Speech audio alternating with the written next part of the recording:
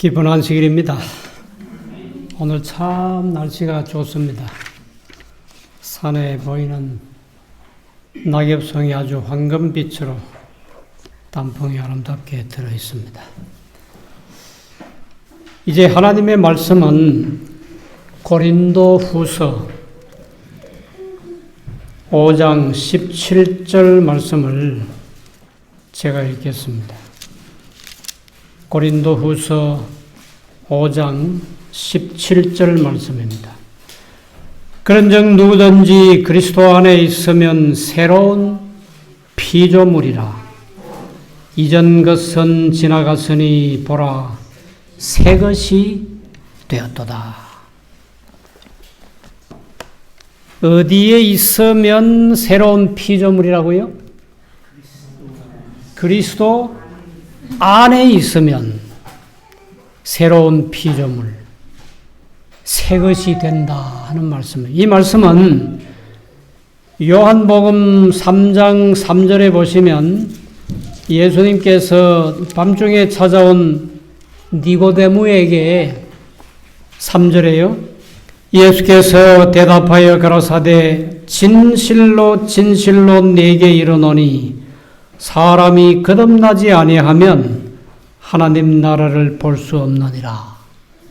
여기 거듭난다 하는 말씀과 조금 전에 그리스도 안에 있으면 새로운 피조물이라 하는 이 말씀, 위에서부터 다시 태어나야 한다고, 그 말씀과 같은 의미의 말씀입니다. 이 정로의 계단 18쪽에 보시면 이 거듭남에 대한 설명을 엘렌 화이트는 이렇게 설명하셨는데, 새로운 마음, 새로운 욕망, 새 목적, 새 동기, 그리고 새 생애를 의미한다. 그렇게 설명했어요. 이것은 사람이 회개하고 나면, 회개는 뭡니까? 정로의 계단 같은 페이지 이 말씀인 회개는 죄를 슬퍼하고 죄에서 돌이키는 거지. 죄를 떠나는 것이 회개다 그랬습니다. 이 회개를 비롯해서 사람의 마음이 위에서부터 완전히 거듭나는데 이것은 정말 한 번에 결정적인 어떤 결심이 있어야 합니다. 경상남도에 가면 산청이라는 곳이 있어요. 이름 들으셨어요? 네. 횡성도 꽤 촌인데 50년, 60년 전에 경상남도 산청은 참 시골이었어요. 근데 거기에 한 가정이 살고 있었는데 그 집에 아들이 하나 있어요. 근데 이 집이 가난하게 못 살아요. 소작인이 뭔지 아십니까? 소작인. 남의 땅을 붙여서 얼마씩 나누지요? 남의 땅 붙이면 한 절반 가져옵니까? 머섬까지는 안 갔어도 소작보다 더 가난하면 머섬으로 가야 돼요. 근데 소작농의 아들인데 이 소작하시는 분이 그를 몰라. 그래서 마음에 굳게 결심하기를 내 무슨 일이 있어도 내 이 아들놈은 공부를 시켜야 되겠다. 그래가지고 굳게 결심을 하고 초등학교 졸업하자마자 대구로 유학을 보냈어요. 경남 산청에서 대구로 유학을 보내서 거기서 중학교 입학을 시켰는데 여름방학이 될 무렵에 한 학기를 끝내고 이 학생이 성적표를 딱 받아보니까 68명 중에 68등이라.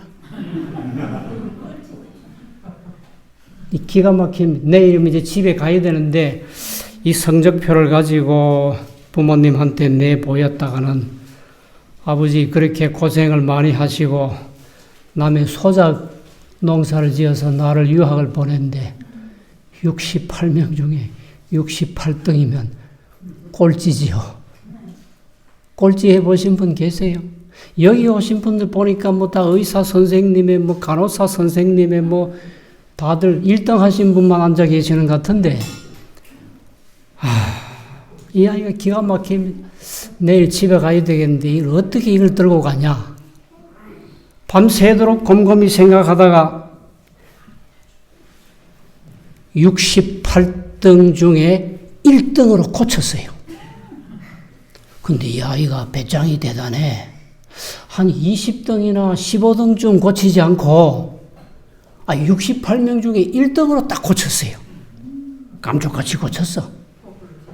그리고 가서는 인사를 하고 아버지한테 이제 1학기 성적표를 보였더니 그러냐?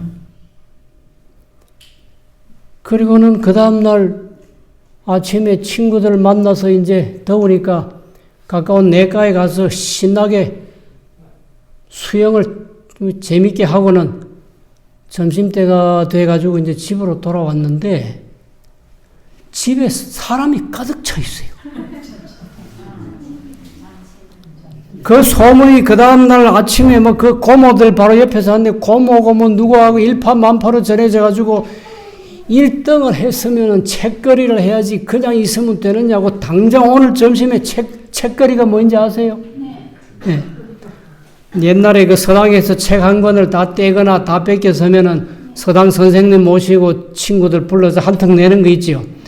한턱 내야 된다고 오빠 한턱 내야 된다고 동생들이 와서 난리를 치니까 한턱 내야 되겠는데 그 집의 재산 목록 1호는 대문관 옆에 있는 돼지우리의 돼지 한 마리야. 그걸 잡아버렸어요. 이 아이가 출출해서 점심때가 돼 돌아오니까 대문관 옆에 있는 그 14살이지만 알 거 다 압니다. 자기 집에 재산이 돼지 한 마리밖에 없는 거 알아요. 그걸 잡아가지고 지금 껍질 벗기고 있고 뭐 솥에 물이 펄펄 끓고 온 동네 사람들이 와서 야 네가 1등 했다며 잘했다. 우리 마을의 기쁨이다. 네가 그렇게 열심히 했구나. 근데 그 칭찬이 기뻐요 안 기뻐요? 전혀 안 기뻐요. 왜? 속였거든. 응? 아버지만 속이고 넘어가려 했는데 이게 막 동네 사람들 다 속이는 일이 돼버렸어요. 일이 커졌어. 그래서 머리를 쓰다듬어 주고 칭찬을 해도 그게 도무지 기쁘지 않고 속으로 아주 큰 갈등이 왔어요. 그리고 아까 모욕했던 곳에 다시 가서 빠져 죽으려고 물속에 다시 들어갔어. 거기 들어가서 있더니 숨이 차서 안 되겠더래. 예, 죽는 것도 쉽지 않아. 몇 번 그렇게 하다가 나와가지고 돌에 앉아가지고 가만 생각을 하니 일이 너무 커져버렸는데 내가 이렇게 죽을 게 아니고 한번 공부를 해봐야 되겠다. 그래서 내가 뭐 1등 한번 해보지 뭐. 그런 용기가 생긴 거예요. 그래서 이제 집에 돌아와서 그날 잘 남기고 갔는데 그 다음 글이 이렇습니다. 나는 그날 이후로 확실히 달라졌다. 17년 후에 그때로부터 17년 후입니다. 14살에서 17년 보태보세요. 몇 살인가? 17년 후에 몇 살이라고요? 31살. 17년 후에 나는 대학 교수가 되었다. 나중에 나는 총장이 되었다. 그리고 나는 국회의원이 되었다. 이 사람이 경북대학에서 13대, 14대 총장을 지내고 17대 국회의원을 했던 박찬석 교수 이야기를 제가 해드렸습니다. 그날 이후로 나는 확실히 달라졌다. 이것은 여러분들이 인터넷에 들어가서 박찬석 총장 치면 자세한 이야기가 다 나옵니다. 보셨지요? 우리가 제7일 안식일 예수재림교회 교인이 됐는데 교인이 됐지 그죠? 근데 교인 가지고는 하늘에 못 가. 뭐가 돼야 돼요? 성도가 돼야 돼요. 성도가 돼요. 자, 이제 사도행전 9장에 가보겠습니다. 이 사도행전 9장에 한 인물이 나오는데 보십시오. 사도행전 9장 1절. 사울이 주의 제자들을 대하여 여전히 위협과 살기가 등등하여 대제사장에게 가서 다메섹 여러 회당에 갈 공문을 청하니 이는 만일 그 도를 쫓는 사람을 만나면 물은 남녀하고 결박하여 예루살렘으로 잡아오려 함이라. 예수 믿는 사람만 보면 막 죽이고 싶은 사람이 하나 있어요. 누굽니까? 그때는 사울입니다. 나중에 이제 이름이 바울로 바뀌죠. 예수가 그렇게 싫어? 예수 믿는다는 소문만 들으면 가서 잡아서 결박해서 감옥에 가두든지 내쫓든지 심지어는 돌로 쳐서 죽이는 전문가입니다. 그 당시에 사울은 그리스도인들에게는 확실히 저승사자요. 만났다 하면 붙들려 죽어. 스데반을 죽인 사람이 이 사울이요. 스데반이 죽었죠? 돌에 맞아 죽었어요. 집사님인데.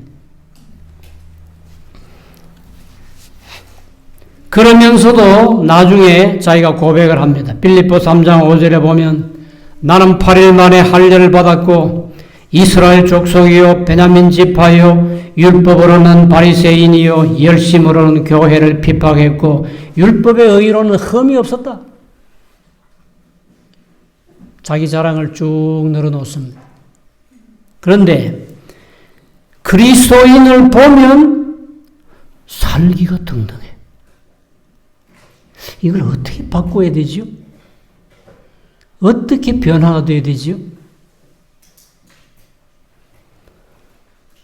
사도행적 113쪽에 그가 받은 교육과 편견, 옛 스승에 대한 존경심, 인기를 얻으려는 그의 교만으로 그는 양심의 소리와 하나님의 은혜를 배반하였다. 하나님의 은혜보다는 바리새인, 베냐민 지파, 교회 핍박하는 거, 그게 훨씬 더 좋은 겁니다. 스데반을 왜 죽였느냐? 스데반은 신성 모독자요. 그리스도는 누구냐? 그리스도는 협잡꾼이고, 그래서 가혹한 반대자가 되었다. 예수를 믿는다는 이유만으로 투옥되고 사형에 처했다. 많은 사람들은 그를 보면 도망가야 했다. 무서운 사람이요.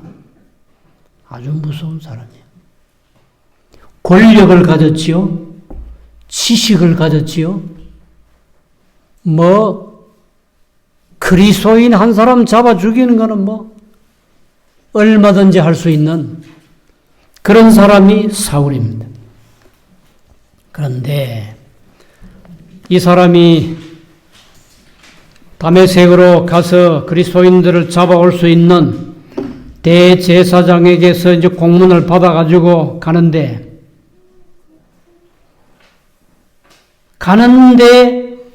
어떤 일이 일어납니까? 갑자기 하늘에서 한 빛이 비쳤어요. 그 순간에 이 사람은 눈이 멀어집니다. 그리고는 땅바닥에 꼬꾸라져 넘어져요. 그런데 거기에서 한 소리가 있습니다. 사울아, 사울아. 자기 이름을 부른단 말이에요. 그래서 Who are you, Lord? 주여, 당신 누구십니까? I am Jesus. 죽어도 듣기 싫은 누구 이름이 나와요? 나는 예수다 그랬어요. 그 예수 앞에 완전히 사울은 그날 다메섹으로 가는 길에서 KO패를 당했어요. 꼬꾸라졌어요. 아무것도 안 보이는 겁니다. 땅바닥을 기어야, 손과 발로 기어야 됐어요. 그 살기 등등했던 사람이 한순간에 아주 처참한 꼴이 됐어요.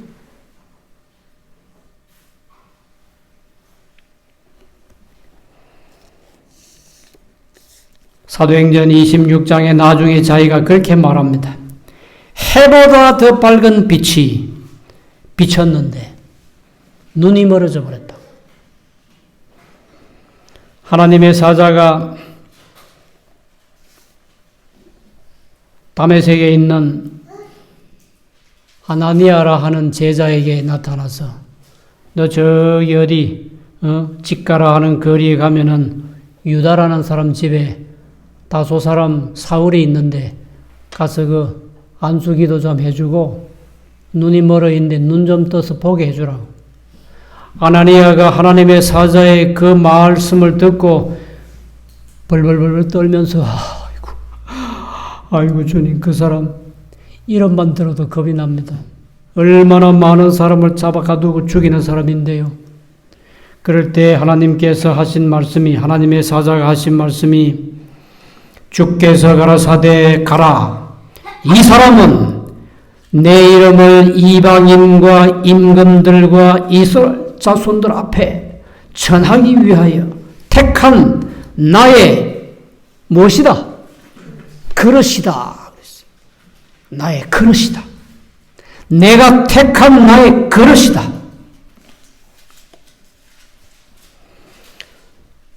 아나니아가 가서 기도를 했습니다. 다시 보게 됐죠. 나중에 바울은 그때의 경험을 사도행전 114쪽에 이렇게 기록했습니다. 나는 공포에 사로잡혔다. 사울은 그의 앞에 서신 영광스러운 분에게서 십자가에 못 박히셨던 그분을 보았다. 사울아 사울아 할 때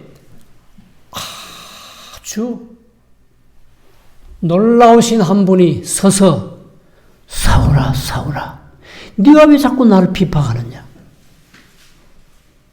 주여 누구십니까? 나는 예수다. 공포에 사로잡혔다. 그날 그는 예수님이라고 하는 그분이 바울의 마음에 영원히 각인되었다. 각인이 뭡니까? 도장처럼 새겨져 버렸어요. 눈을 감아도 그 서서 하신 그 예수님, 눈을 떠도 예수님만 자꾸 보여.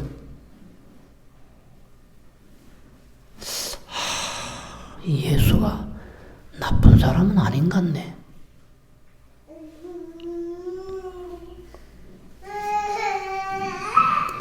자신의 생각과 자신의 교육, 그리고 자신이 그동안 신봉해온 종교, 자신의 생활 습관, 이 모든 것은 다 어둠이었고 예수님만 빛이었어요.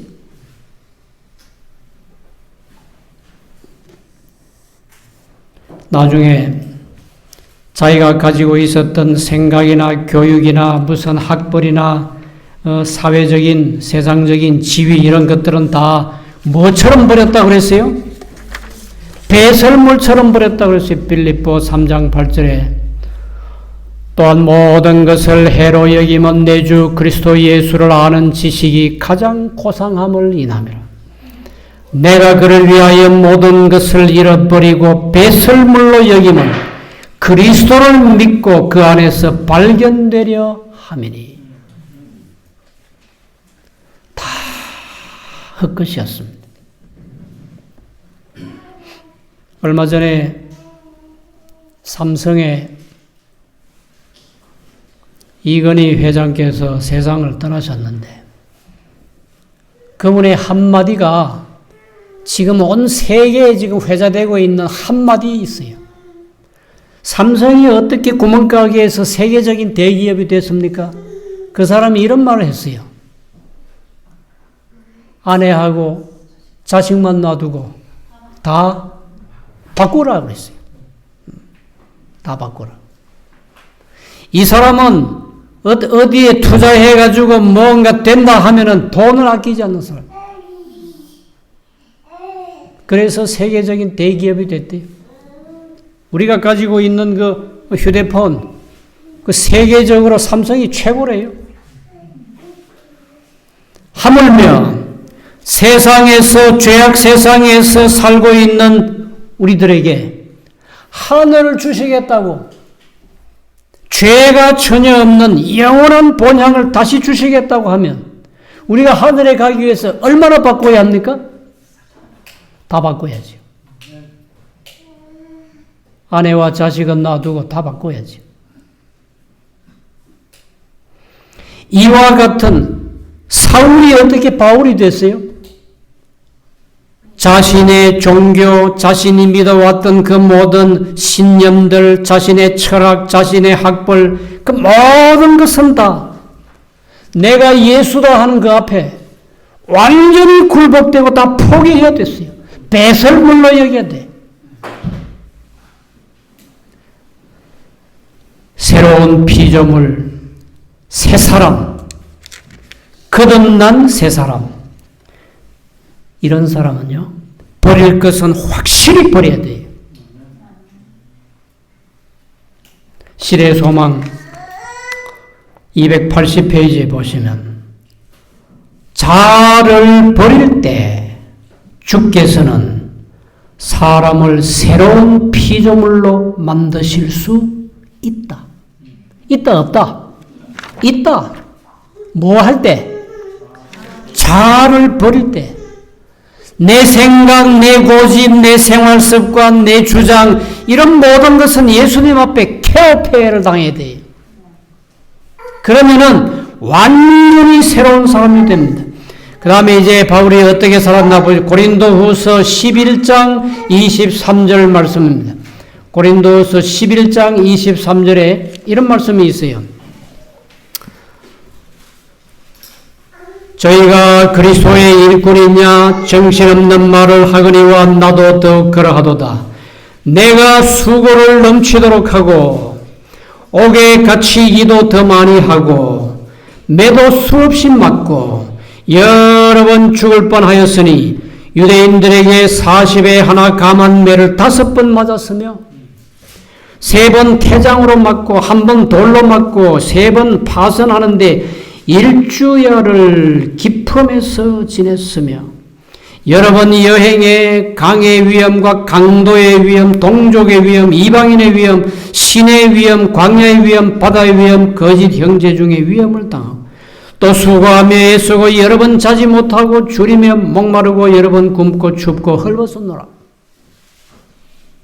자기가 그렇게 미워하던 예수님을 위해서 이처럼 40에 하나 감한 매를 39대씩 5번 맞았대. 태장으로 맞고 돌로도 맞고.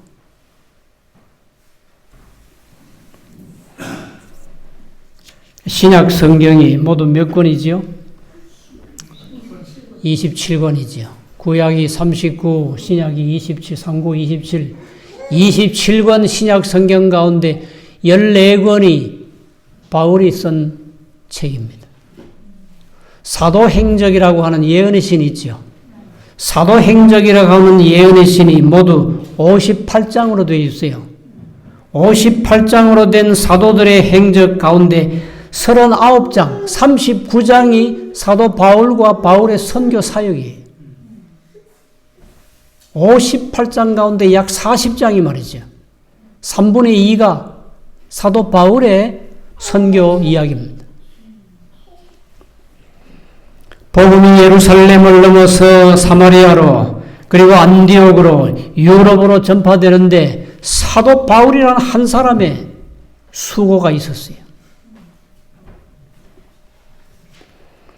자, 이제 말씀을 마치려고 하는데 오늘 우리 재림교회에 대해서 잠깐만 좀 생각하고 우리는 이 세상에 수많은 기독교, 다른 종교는 말할 필요도 없고 수많은 기독교인들 가운데서 제7일 안식일 예수 재림교회 성도들이 됐습니다. 우리는 하나님의 말씀대로 살아가고 있습니까? 만약에 정말 하나님의 말씀대로 살았다고 하면 엘렌 화이트 말씀한 대로 우리는 지금 어디 가 있어야 돼요? 하늘에 가 있어야 돼요. 그런데 복음전도 696쪽에 보면 우리를 죄악 세상에 오랫동안 이렇게 지체하고 남아있는 이유에 대해서 몇 가지 썼어요. 불신, 세속주의, 미지근한 상태, 그리고 분쟁 때문이다. 네 가지를 썼어요. 첫째 뭐고? 불신. 하나님도 예수님도 제대로 안 믿는단 말이에요. 그 다음에는 세속주의. 제7일 안식일 예수 재림교회 성도인지 세상 사람인지 구분이 안 된다 그 말이에요. 그 다음에 미지근한 상태, 요한계시록 3장의 라오디게아 교회의 모습 그대로 말씀한 거예요. 뜨뜻 미지근하다 이거예요. 뜨겁지도 않고 차갑지도 않고 한쪽 다리는 교회 안에 걸쳐놓고 한쪽 다리는 세상에 갖다 걸쳐놓고 교인인지 뭐인지 구분도 안 되고 미지근한 상태로 그러면서 예수님 재림을 기다리고 있대요. 그리고 마지막으로 하나는 분쟁이라고 했어요. 자꾸 싸운다는 거예요. 교회 안에서 자꾸 싸운다는 거예요. Ministry of Healing, 치료봉사지요. 251쪽에 보시면 이런 말씀이 있습니다. 만일 우리가 하늘과 연결되어 있다면 어디와? 만일 우리가 하늘과 연결되어 있다면 아버지 집으로 가는 동안 탄식하고 불평하면서 걸어갈 수 있을까?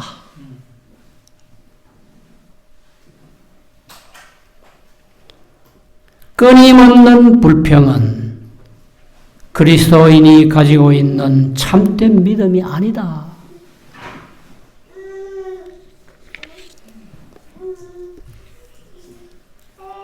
우리 제7일 안식일 예수 재림교회 성도들은 열심히 성경 보는 건 좋은 일이죠.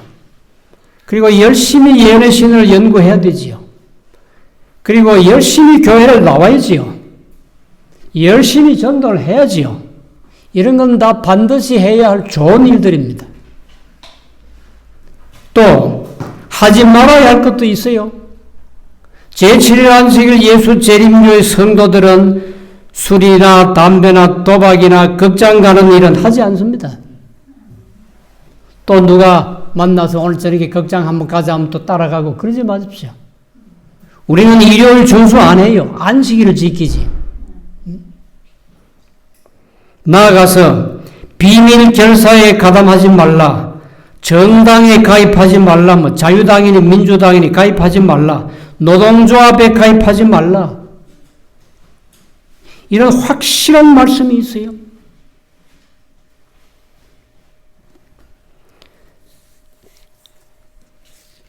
음식물에 관한 권면에 보면요. 380페이지인데 약간의 고기도 위장으로 들어가게 하지 말라. 얼마도? 약간의 고기도. 지금 육식에 대해서 절반만 회개한 사람은 다 우리 곁을 떠나갈 것이다. 이 육식에 대한 아주 강한 기별입니다. 육식하지 말라고 그랬어요. 물고기는 질병의 원인이 된다. 이것은 제가 극히 짧은 몇 구절만 인용한 것입니다. 또 여기는 시골이니까 다 시골 생활하시는 분들인데 도시에 있는 우리 가족들이나 친척들이나 아시는 분들에게 이걸 전해 주십시오. 재림신도의 가정 137쪽에 보면 100세대 가운데 한 세대도 도시의 삶으로 신체적으로 정신적으로 영적으로 향상을 보지 못할 것이다. 그러면 이 말씀이 무슨 뜻입니까? 도시를 떠나란 말이에요. 도시 생활은 거짓이요 인공적이다. 사도행전 141쪽에 양식을 재배할 수 있는 곳으로 가라. 이거 잘 기억하십시오. 우리 집에 냉장고가 한 서너 개 있는데 뭐 거기 가득 채워놓으면 뭐 몇 년 동안 먹겠지. 천만에요.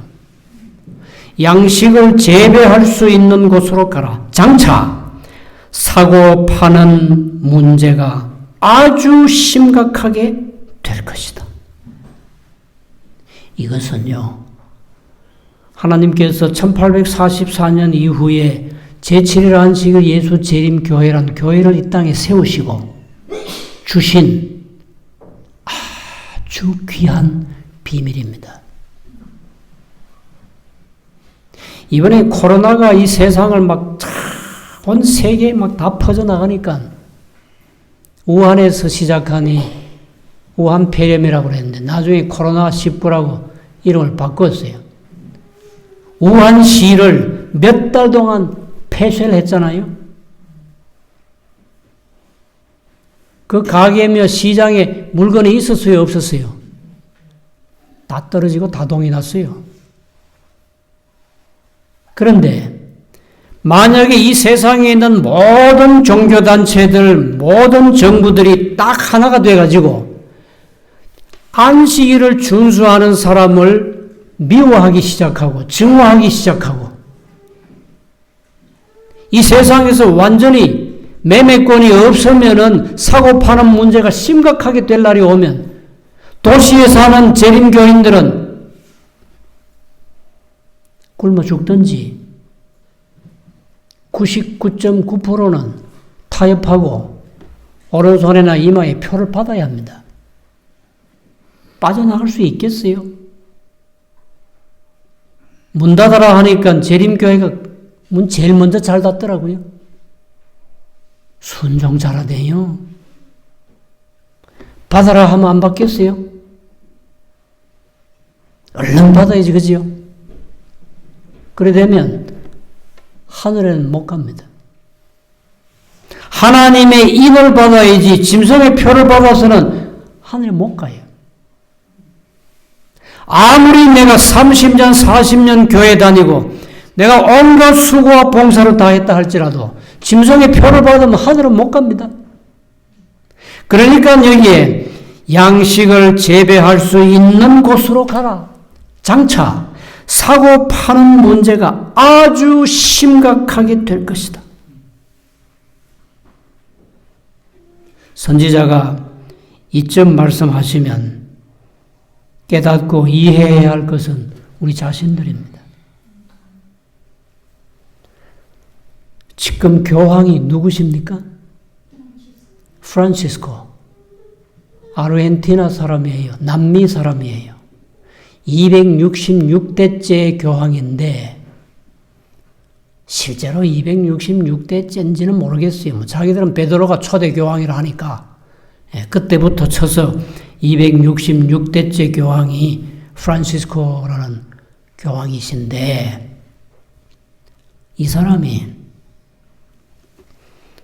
1534년 제수잇 예수회가 생긴 이래로 처음으로 예수회 출신으로 교황이 됐어요. 처음입니다. 이번에 미국 대통령이 바이든이 당선됐어요. 바이든이 천주교인이에요. 참 묘하게 돌아가지, 그죠? 미국이 일요일 법령을 내리면 온 세계가 뒤따라간다 그랬어요. 그대로 따라간다고 그랬어요. 존 F. 케네디가 미국의 대통령 됐을 때 1960년대 초입니다. 지금부터 60년 전이에요. 그때 우리 제7일 안식일 예수 재림교인들 전 세계적으로 깜짝 놀랐어요. 올 것이 왔구나. 미국의 천주교인이 대통령이 되면 일요일 법령 안 내리겠어요? 그래서 그때 이 한국 교회가 술렁거렸어요. 예수님이 오실 때가 된가 보다. 그때 생겨나 한 이상한 운동이 입산 운동이었습니다. 이 시골 생활이 아니고 바로 그만 입산파가 생겼어요. 그래서 여기저기서 막 집회를 하고 지금 당장 도시를 떠나야 된다고. 그러자 케네디가 오스왈드한테 암살당했죠. 그 열기가요, 또 하루아침에 싹 식어져 버렸습니다. 그 다음부터는 시골의 시자만 나오면 우리 교회에서 어떻게 합니까? 아주 눈에 쌍불을 켜고 반대합니다. 도시 선교는 어떻게 하려고? 시골 가면 뭐 혼자 구원받냐고. 말씀을 잘 보시기 바랍니다. 장차 사고 파는 문제가 심각하게 될 날이 온다. 그런데 60년이 지난 지금에 교황은 266대째 교황은 한 번도 재수이시 해본 적이 없는데 이 사람은 예수회 출신 교황이에요. 예수회가 뭔지 아시지요? 대쟁투를 읽으십시오. 예수회가 어떤 단체인지 자세히 나옵니다. 미국의 대통령이 로마 천주교회, 고등학교 때부터 천주교 학교 나왔대요. 나이는 이제 곧 80이 돼가는 사람입니다. 이 사람들이 마음만 먹으면 얼마든지 일요일 법령 낼 수 있어요. 그런데 이런 아주 상황이 현재 벌어지고 있는 상황인데 우리 교회는 왜 이렇게 잠잠하고 조용합니까? 이때쯤 되면요, 모든 전국에 약 1000개 우리 교회는 밤에 불을 켜고 성경 연구를 시작해야 되고 예수님의 재림이 가까웠다고 목소리를 높여야 돼요. 근데 왜 이리 잠잠합니까? 모이기를 패하지 말고 열심히 모이고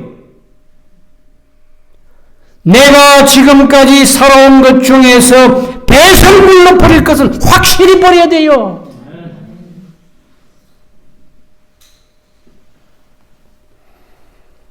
하나님은 만홀의 여김을 당하지 않으십니다. 만 가지 모든 천국에 갈 수 있는 만 가지 진리의 말씀들을 재림교에 다 주셨어요. 성경은 제가 보니까 성경은 39권, 27권, 보통 66권이요. 이거는 페이지 수로 2000페이지가 안 돼요. 내가 가지고 있는 이 성경은 1800페이지가 좀 안 돼요. 하나님께서 성경 말씀을 좀 더 깊이 이해하고 깨달으라고 주신 예언의 시는 10만 페이지입니다.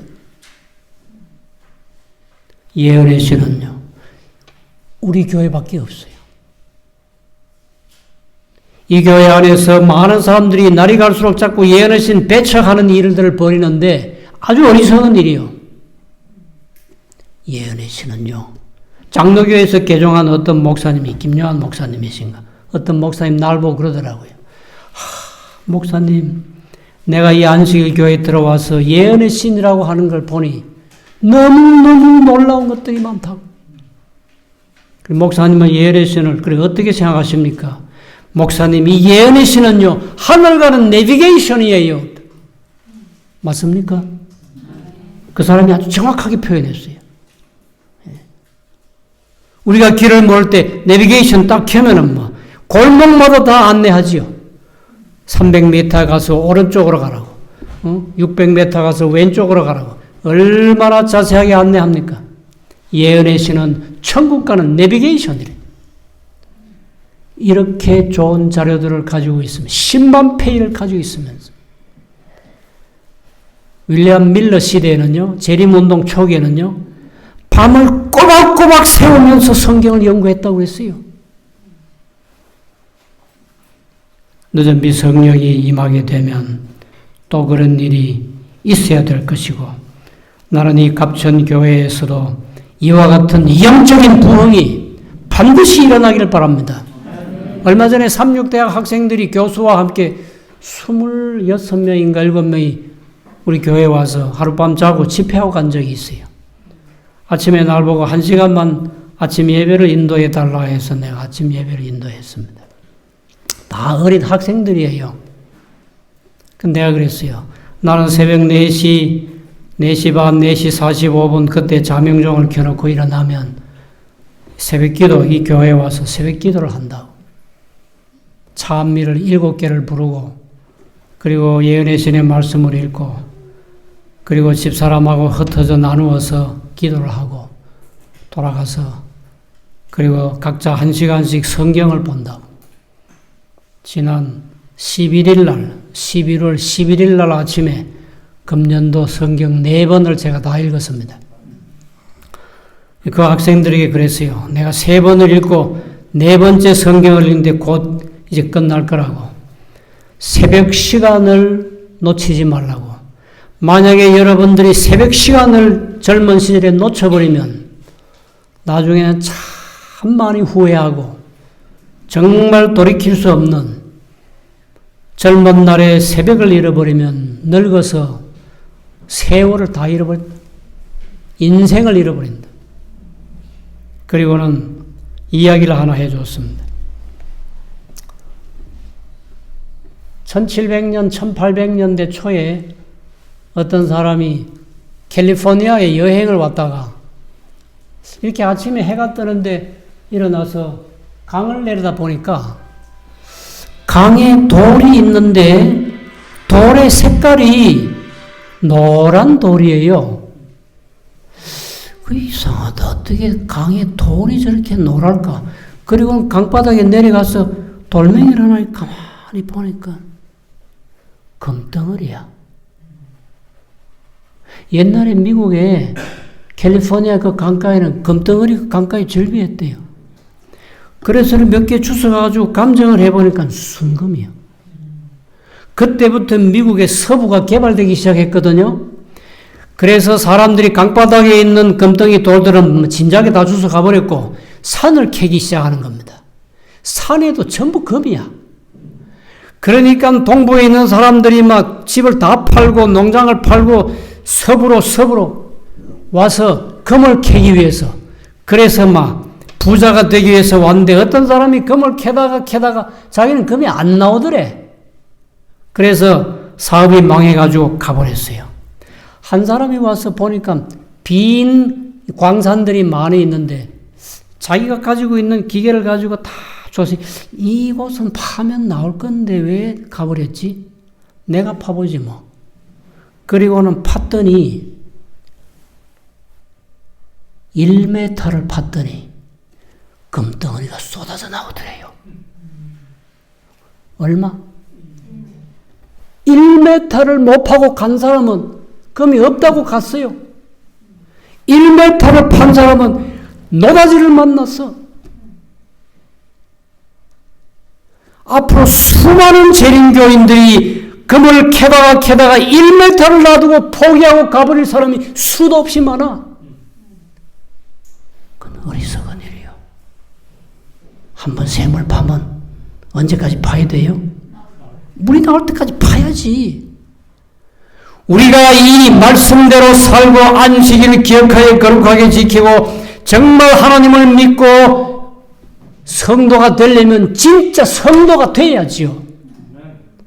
그리고 우리의 발이 하늘 유리바닷가에 가서 서야지요. 이제 와서 그걸 포기하시겠습니까? 저는 절대로 포기 못합니다.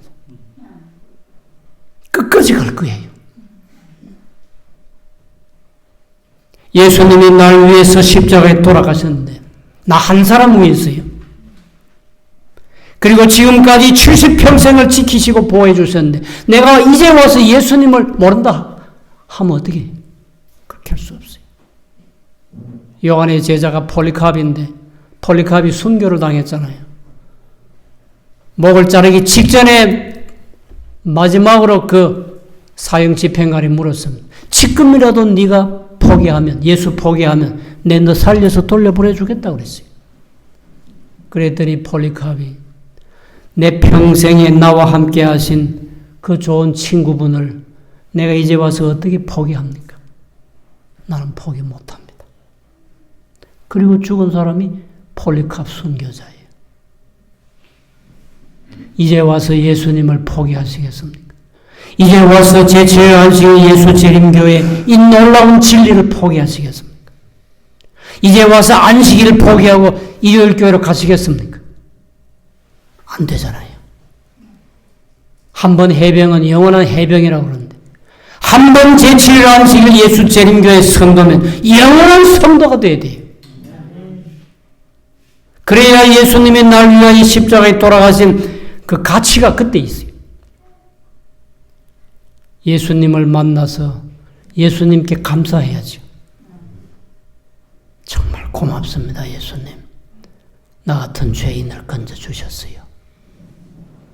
그런 인사를 할 때까지 우리는 끝까지 이 진리 안에서 제가 삼육 대학생들에게 이 이야기를 쭉 해줬더니 예배 마치고 나오는데 저 앞에 한 여학생이 기다리고 있어요. 그건 다 외국 학생이기 때문에 말이 안 통해. 근데 중국 학생인 것 같아요. 그래 통역하는 한 학생이 와서 옆에서 도와줘요. 목사님, 이 학생이 목사님께 할 말이 있답니다. 그래 무슨 얘기인데 해보라고. 오늘 아침에 제가 목사님의 말씀을 듣고 젊은 날에 새벽을 잃어버리면 늙어서 인생을 잃어버린다 하는 말씀을 듣고요. 제가 내일 아침부터 새벽 5시에 일어나서 성경 보고 기도하기로 결심했다고. 그 20몇 명 온 그 학생들 가운데, 학생과 교수 가운데 그 학생이 전문관에서 나한테 목사님 내가 내일 아침부터 반드시 새벽 5시에 일어나서 내가 기도하고 말씀 보겠습니다.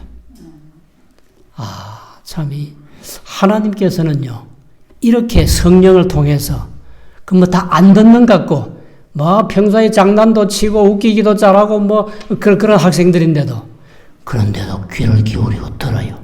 그리고 결심을 해요. 나는 그 학생이 반드시 그렇게 하고 있을 줄 믿습니다. 오늘 우리 여기 오신 모든 분들은 다시 한번 예수 그리스도 안에서 새로운 피조물이 되어야 되지 않겠어요? 내가 진실로 내게 이르노니 사람이 거듭나지 않고는 하늘나라 볼 수 없다고 그랬잖아요. 거듭나야 된다고 그랬잖아요. 거듭나시겠습니까? 어디 있으면 그렇게 된다고 새로운 피조물이라고요? 안에. 예수 안에. 한번 따라해 보세요. 안에. 더 큰 소리로 안에. 예수 그리스도 안에 있어야 돼요. 밖에서는 절대 안 돼. 천하 인간의 다른 이름으로서는 구원 얻을 이름이 없다고 그랬어요. 사도행전 4장 12절에. 예수님 안에 있어야 돼요. 아직도 예수님 밖에 계신 분들은 안에 들어오시기 바랍니다. 내가 옛날에 좋아했던 먹는 것, 마시는 것, 보는 것, 모든 것은 뭘로 여기고? 배설물로 여기고 예수만 보여야 돼요. 사도 바울의 머릿속에 눈에 예수님이 각인됐다고 그랬잖아요. 각인이 뭡니까? 도장처럼 새겨졌다는 말이에요. 영원토록 지울 수가 없어. 로마에서 네로에게 목이 잘려서 죽었는데 사도 바울이요. 죽을 때까지. 베드로는 거꾸로 십자가에 달려 죽었어요. 죽을 때까지. 예수님이 그들 마음속에 각인되어 있었어요. 오늘 예수님이 여기 오신 모든 분들 마음속에 각인이 되어서 내가 절대로 예수님 포기할 수 없다. 나는 끝까지 예수님 믿고 갈 거다. 예수님을 만날 거다. 예수님의 재림 때에 내가 아멘 주 예수여 오시옵소서 하고 내가 두 손 들고 예수님을 맞이할 것이다 하시는 분들은 일어나 보십시오.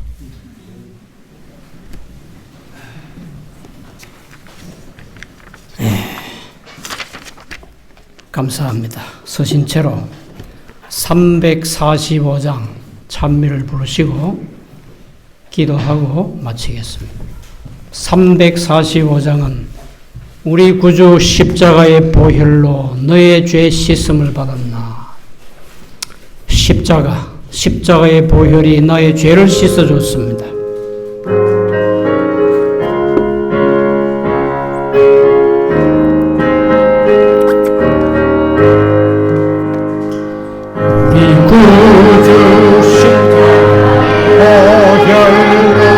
너의 죄 씻음을 받았나.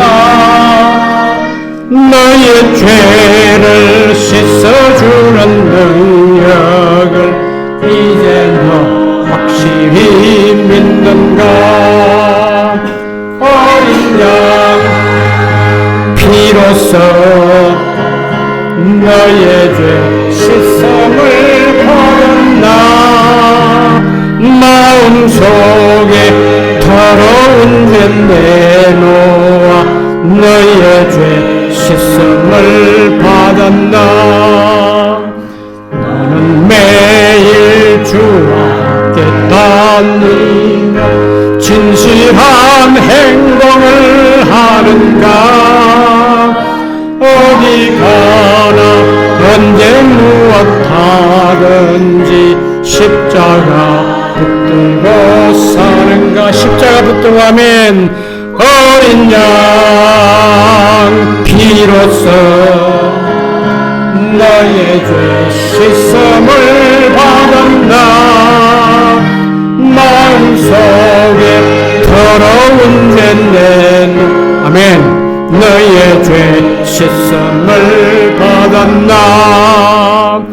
구주 예수 신랑 맞이할 예복은 준비가 됐는가.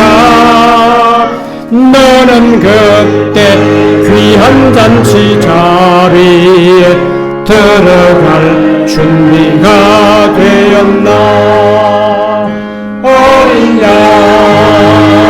피로써 너의 죄 씻음을 받았나.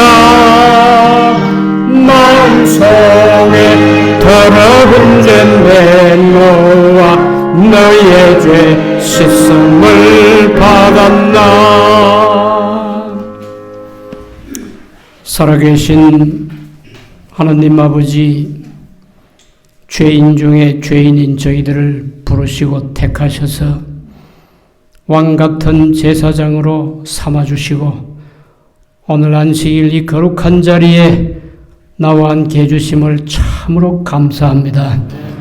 저희들의 잘못된 허물과 죄는 십자가의 보혈로 용서해 주시옵소서. 오늘 이 시간에 우리가 버려야 할 것은 확실히 버리고 재림 성도로 변화시켜 주시옵소서. 주님이 세상에 오실 때 주님을 맞이하기를 원합니다. 세상에서 마구자가 되지 말게 하옵소서. 반드시 그리스도 안에서 새로운 피조물이 되고 승리하는 재림 성도들이 되게 해 주시옵소서. 이 교회에 하나님의 성령께서 충만하게 임재해 주시옵소서. 모든 성도들이 마지막 때에 늦은비 성령으로 충만하고 큰 외침에 참여하고 주님의 재림을 영광스럽게 하는 성도들이 되게 해 주시옵소서. 예수님의 거룩하신 이름으로 간절히 기도드리옵나이다.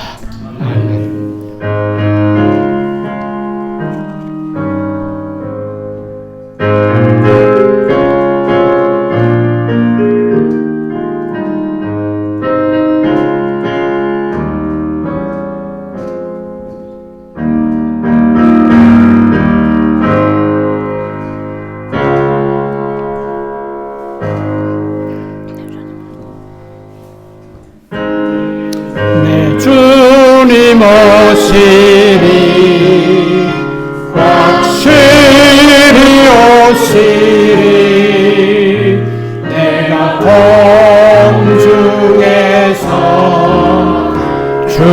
마